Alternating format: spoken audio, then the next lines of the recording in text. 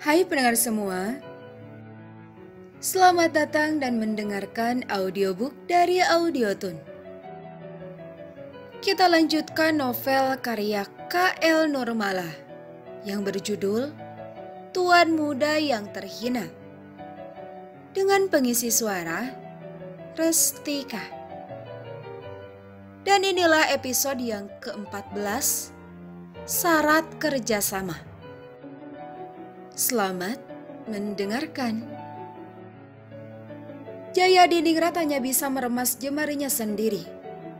Tuan Muda Al-Fatih. Tidak. Jaya bahkan belum menerima sepenuhnya kenyataan itu. Menantu Adipura itu baru saja menolak kerjasama dengan perusahaan miliknya. PT Sinar Jaya memiliki utang jangka panjang yang jatuh tempo bulan depan. Nominalnya hampir mencapai 10 miliar. Perusahaan itu sangat berharap bisa menjalin kerjasama dengan Al-Fatih Group. Pasalnya, dalam kurun waktu 1 tahun ini PT Sinar Jaya tidak mendapatkan satupun mega proyek yang diinginkan. Tuan Muda, maafkan ketidaksopanan saya kemarin malam. Saya benar-benar tidak menyangka bahwa itu Anda, ujar Jaya dengan suara rendah. Mengapa kau membenci Adipura dan Natasha? Dan apa maksud ucapan Tasya kemarin malam? Tanya Arjuna datar. Adipura datang padaku untuk meminta bantuan. Kami sepakat akan melakukan kerjasama jika Natasha mau menikah dengan putraku.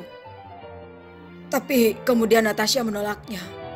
Dia bahkan dengan lancang menghina kekurangan putraku, tutur Jayadiningrat. Arjuna menyeringai. Jaya pun menceritakan kondisi putranya dengan berat hati pada Arjuna. Arjuna kini mengetahui penyebab pertengkaran Natasha dan Adipura tempo itu. Ternyata pertengkaran yang berujung permintaan Natasha untuk menikah dengannya adalah lantaran Adipura murka. Karena Natasha menolak menikah dengan putra Jayadiningrat yang tunadaksa. Sedikit banyaknya aku berterima kasih padamu, Tuan Jaya. Karena persyaratan konyolmu itu, Natasha akhirnya memilih menikah denganku, ucap Arjuna yang tersenyum miring. Benar sekali Tuan Muda. Syukurlah kalau ternyata Anda menyadari hal itu. Sorot mata Jaya berbinar mendengar ucapan Arjuna. Baiklah, akan kupertimbangkan dengan satu syarat yang tidak akan kukatakan. Kau tahu kenapa? Karena aku sudah mengatakannya padamu kemarin malam. Sekarang pergilah. Pikirkan baik-baik apa syarat yang kumaksud. Dan ingat, jangan mengatakan pada siapapun tentang diriku. Tidak pada Cikmei, apalagi putrimu. Tidak pada siapapun juga. Mengerti? Tegas Arjuna dengan penekanan di setiap kata. Jaya hanya bisa mengangguk. Pria itu kini sedang mencari jawaban dari pertanyaan besarnya. Syarat apa yang dimaksud Tuan Muda Arjuna? Jaya benar-benar tidak habis pikir. Bagaimana bisa ada syarat yang tidak diutarakan? Jayadiningrat mengacak kasar rambutnya. Sudah 1 jam ia berada di mobilnya yang terparkir di depan gedung Al-Fatih Group. Jawaban dari pertanyaan itu belum juga ditemukan. Ayolah Jaya, berpikir, geramnya sambil mengantuk-antukan kening pada kemudi. Gerakan Jaya terhenti. Tiba-tiba saja ia mengingat sesuatu. Jangan menunjuk istriku, apalagi mengancamnya. Karena aku bisa saja membuatmu berlutut di kakinya. Jaya terperangah. Kalimat yang diucapkan Arjuna kemarin malam terngiang di telinga. Tidak. Apa itu artinya aku harus berlutut di kaki Putri Adipura? Sial. Bagaimana mungkin aku melakukan hal bodoh seperti itu? Apa dia ingin mempermalukanku? Tanya Jaya bermonolog sambil menoleh pada gedung yang berdiri kokoh di hadapannya. Ini gila. tempatnya. Jaya Diningrat memutar kemudi dan mengarahkannya menuju Adipura Land. Sepanjang jalan menuju Adipura Land, Jaya terlihat sangat frustasi. Tawa Natasha menggema dalam kepala Jaya. Wajah Adipura yang tersenyum puas dengan mimik mengejek pun menggelantung di pelupuk mata Jaya.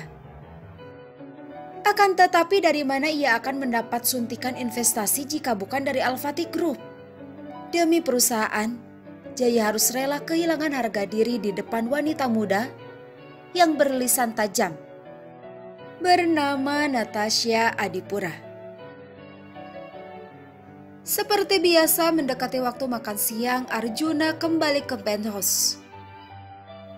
Setelah menu makan siang siap, Arjuna menuju ke kantor Natasha dengan mengendarai motor lamanya.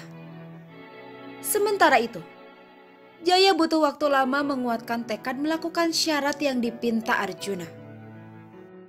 Sedari tadi, pria itu masih berdiam diri di dalam mobilnya. Jaya terlihat lega melihat Adipura dan Joshua keluar dari lobi dan berlalu pergi.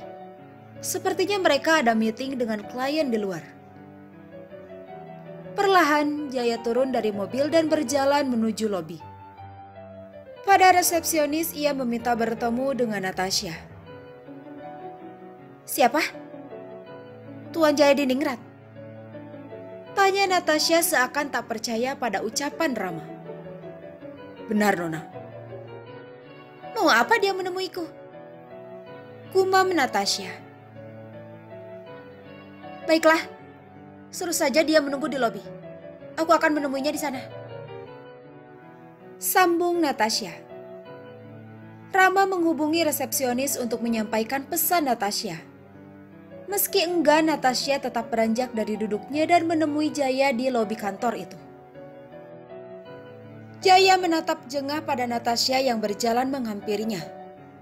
Jika bukan demi sebuah kerjasama, ia pantang mengibah. "Ada perlu apa seorang Tuan Jaya Diningrat menemui saya? Jangan katakan Anda berniat mengajak saya makan siang," ucap Natasha dengan mimik mengejek. Baru saja Natasha hendak menarik kursi, dirinya dikejutkan dengan Jaya Diningrat yang tiba-tiba bersimpuh di lantai. "Tuan Jaya, apa yang Anda lakukan?" tanya Natasha heran. "Di lobi ini banyak CCTV kan? Aku, Jaya Diningrat, memohon maaf padamu, Natasha Adipura," ucapnya dengan berat hati. "Minta maaf untuk apa? Berdirilah. Anda tidak perlu seperti ini." Natasha merasa risih. Bagaimanapun juga, Jaya Diningrat seusia dengan ayahnya. "Katakan pada suamimu, aku sudah berlutut untuk minta maaf padamu," imbunya. "Arjuna? Apa hubungannya dengan dia? Dan kenapa juga aku harus mengatakannya pada Arjuna? Katakan saja sendiri pada orangnya." Natasha benar-benar tidak mengerti situasi saat ini. Jaya Diningrat mengerutkan kening. Ia menoleh dan terkejut mendapati Arjuna berjalan ke arahnya sambil menenteng rantang makanan. "Ada apa, Tasya?" tanya Arjuna. "Tanyakan pada dia. Aku juga tidak mengerti ada apa ini. Mengganggu pekerjaanku saja," delik Natasha yang berbalik dan melangkah meninggalkan Jaya dan Arjuna. "Haruskah aku menanyakan padanya, Nona?" tanya Arjuna dengan suara lantang. "Terserah kau, pria aneh," gerutu Natasha yang melanjutkan langkahnya. "Aku tidak akan bertanya. Hanya saja dia harus tahu bahwa tidak ada yang boleh mengganggu istriku," desis Arjuna sambil menatap lurus pada Jaya yang menundukkan kepala. Arjuna berlalu sambil berlari kecil dan meminta Natasha menahan pintu lift untuknya. Namun tidak didengar. Seringaya Natasha terlihat di sela pintu. Sebelum lift itu benar-benar tertutup rapat. Arjuna menggaruk tengkuk lehernya. Beruntung lift karyawan di samping lift eksekutif itu terbuka. Arjuna pun menyusul Natasha dengan menggunakan lift tersebut. Setibanya di ruangan Natasha, Arjuna mendapati Rama di sana. Asisten Natasha itu menyapa Arjuna kemudian menghadap Natasha yang baru terduduk di kursinya. "Ada apa?" tanya Natasha datar. Nona, salah satu orang suruhan kita melaporkan bahwa Irwan terlihat di Bandara Internasional sore kemarin. Penerbangan dari Swiss. Tanya Natasha yang mendengarkan laporan Rama. Arjuna yang sedang menata makanan di meja juga mendengarkannya. Jadi pencuri itu sudah kembali? Desis Natasha. Mendengar kata pencuri, gerakan tangan Arjuna sontak berhenti. Didengarkannya lagi pembicaraan antara Natasha dan Rama dengan sangat teliti. Siapa Irwan? Mengapa Natasha menyebutnya pencuri? Dan sepertinya dia sudah lama dicari. Batin Arjuna. Bersambung. Episode ini telah usai.